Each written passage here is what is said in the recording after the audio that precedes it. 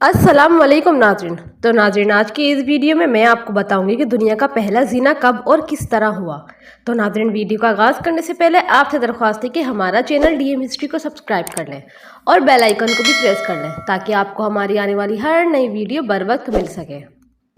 हज़रत आदम अलैहिस्सलाम के यहाँ जो भी बेटा होता तो उसके साथ बेटी ज़रूर पैदा होती। तो इस बच्ची के साथ पैदा होने वाला बच्चा दूसरे बच्चे के साथ पैदा होने वाली बच्ची से शादी करता। हज़रत आदम अलैहिस्सलाम की सबली औलाद के दरमियान एक बतन का दूसरे बतन से निकाह जायज़ था। जब हज़रत आदम और बीबी हव्वा दुनिया में आए और तौलीद व तनासल का सिलसिला शुरू हुआ तो हर एक हमल से इनके दो बच्चे पैदा हुए, एक लड़का और दूसरी लड़की।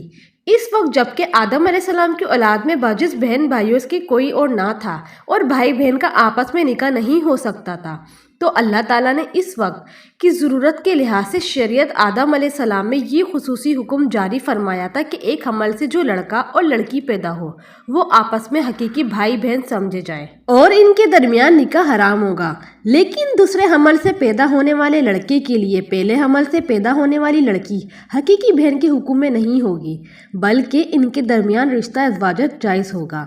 हज़रत आदम अलैहिस्सलाम की शरीयत में ज़रूरत औलाद व तनाज़ुल की वजह से ये जायज़ था, इसके अलावा और कोई शक्ल ना थी। इसको अल्लाह ताला ने उस वक्त जायज़ फरमाया था। चूँकि बाद में इसकी ज़रूरत ना रही, इसलिए फिर हज़रत आदम अलैहिस्सलाम के बाद आने वाली हर शरीयत में इसको मना कर दिया गया कि कोई बहन भाई आपस में शादी नहीं कर सकते। तफसीर मज़हरी में नकल किया गया है कि हज़रत हव्वा रज़ी अल्लाह ताला अन्हा के बतन से हज़रत आदम अलैहिस्सलाम की 40 औलादें हुई। नाज़रीन, चूँकि हर मरतबा के हमल से पैदाशुदा लड़का लड़की बाहम हकीकी भाई बहन की तरह थे और इनका बाहम निकाह दुरुस्त नहीं था, जबकि दूसरे हमल से पैदाशुदा पहले वालों के लिए इस तरह थे जैसे चचेरे होते हैं। यही वजह है कि काबिल ने हाबिल से इख्तलाफ किया। काबिल के साथ जो लड़की पैदा हुई वो बेइंतहा खूबसूरत थी, जबकि हज़रत हाबिल के साथ जो लड़की पैदा हुई वो इतनी खूबसूरत ना थी। हज़रत आदम अलैहिस्सलाम की शरीयत के मुताबिक जब ये दोनों जवान हुए तो काबिल की शादी हाबिल की बहन से होनी थी और हज़रत हाबिल की शादी काबिल की बहन से होनी थी। लेकिन काबिल अपनी ही बहन को पसंद करने लगा और वो इसी से शादी करना चाहता था, जबकि शरीयत आदम में इसकी ममनुआत थी कि एक ही हमल से पैदा होने वाले बच्चों की शादी आपस में नहीं हो सकती। लिहाजा जब ये सूरत हाल ज्यादा बिगड़ गई तो हज़रत आदम अलैहिस्सलाम ने इन दोनों को अल्लाह की राह में कुर्बानी पेश करने को कहा और बताया कि जिसकी कुर्बानी को आसमान से आग आकर खा जाए तो समझ जाना कि इसकी कुर्बानी कबूल हो गई। काबिल खेती बाड़ी का काम करता था और हज़रत हाबिल अलैहिस्सलाम बकरियां चराया करते थे। हज़रत हाबिल अलैहिस्सलाम ने अल्लाह ताला के सामने एक बकरी का बच्चा पेश किया और काबिल ने एक घट्टा लिया और इसको अल्लाह ताला के बारगाह में कुर्बानी के लिए रख दिया था। चुनाचा हज़रत हाबिल की कुर्बानी कबूल हो गई, जिस पर हाबिल अलैहिस्सलाम कहने लगे कि मेरे वालिद साहब ने मेरी कुर्बानी कबूल होने के लिए दुआ की होगी, जिसकी वजह से अल्लाह ताला ने मेरी कुर्बानी कबूल फरमाई है। रिवायत में आता है कि हज़रत हाबिल अलैहिस्सलाम काबिल से ज़्यादा जवान और बहादुर थे। हाबिल ने अपने भाई को कहा कि अगर तुम मुझे कत्ल भी करोगे तो तुम्हारा मुकाबला मैं नहीं करूँगा। मैं चाहता हूँ कि क़यामत के दिन तू मेरे गुनाहों में शुमार होकर आए। फिर एक दिन काबिल ने गुस्से में आकर हज़रत हाबिल को पत्थर मारकर कत्ल कर दिया। हज़रत हाबिल को कत्ल करने के बाद काबिल बहुत ही दुखी और परेशान रहने लगा। काबिल अपने भाई की लाश को कंधों पर उठाकर कई दिनों तक घूमता रहा कि अब इसका मैं क्या करूँ। फिर अल्लाह ताला की हुक्म से दो कौवे आपस में लड़ने लगे। इनमें से एक कौवे ने दूसरे कौवे को मार गिराया। ये सब कुछ काबिल देख रहा था। कौवे ने अपने साथियों को मारकर इसको जमीन में दफन कर दिया। काबिल ने भी कौवे को देखकर अपने भाई को दफन करने के लिए एक खड्डा खोदा, जिसमें हज़रत हाबिल अलैहिस्सलाम को दफन कर दिया। इसके बाद काबिल अपनी सगी बहन अकलीमा को लेकर वहां से भाग निकला। इसकी वजह यह थी कि शैतान काबिल के पास आकर इसके दिल में ये डर डालता था कि तुमने अपने भाई को कत्ल किया है, अब तेरा बाप तुझको कत्ल कर देगा। इस डर की वजह से काबिल वहां से अपनी बहन को साथ लेकर भाग गया। इस दिन के बाद हज़रत आदम अलैहिस्सलाम मुसलसल परेशान रहने लगे।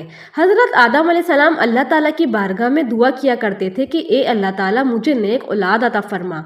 अल्लाह ताला ने हज़रत आदम अलैहिस्सलाम की दुआ को कबूल फरमाते हुए हज़रत आदम अलैहिस्सलाम को एक लड़का अता फरमाया, जिसका नाम हज़रत शीश अलैहिस्सलाम था।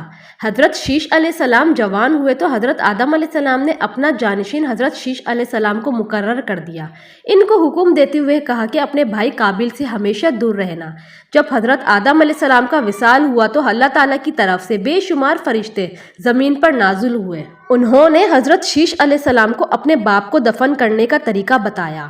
اس کے بعد بی بی حوا کا بھی وصال ہو گیا۔ اس کے بعد زنا کی شروعات ہوئی۔ اس کے بعد ایک وادی میں قابل اور اس کی اولاد رہنے لگے۔ شیطان ایک آدمی کی شکل میں ان کے پاس آیا۔ شیطان نے ان لوگوں کو عیش و عشرت میں لگا دیا۔ شیطان نے ان کو ایسے ایسے کپڑے اور گانے بجانے کے طریقے سکھائے کہ وہ کبھی بھی ان کو بھول نہ سکے۔ انہوں نے ایک دن میلے کے لیے مقرر کیا جس پر وہ برہنہ عورتیں اور مرد اکٹھے شرکت کرتے تھے۔ ان میلے پر طرح طرح کے گانے اور موسیقی کی آوازیں آتی تھی۔ اس طرح جو شخص مومن تھے ان کو بھی یہ آوازیں سنائی دیتی تھی۔ ایک دن ایک مومن کے دل میں خیال آیا کہ میں یہ سب کچھ قریب سے دیکھنا چاہتا ہوں۔ ایک دن وہ مومن اپنے ساتھیوں سے چوری وہاں سے نکلا اور قابل کے لوگوں کے پاس آ گیا۔ اس نے دیکھا کہ قابل کی اولاد بے حیائی اور فضول کاموں میں لگی ہوئی ہے۔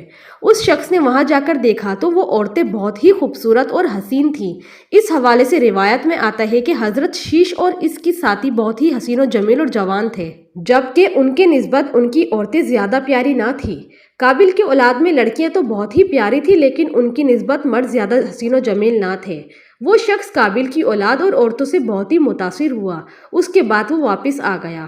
اس نے مومنین کو بھی ان کی عورتوں کے بارے میں بتایا اور ان میں سے جو کمزور ایمان والے تھے وہ قابل کی اولاد کی طرف ہجرت کرنے لگ گئے، اور کافی حد تک مومن لوگ بھی قابل کے فتنے میں داخل ہوتے گئے اور فضول کاموں میں شامل ہوتے جا رہے تھے۔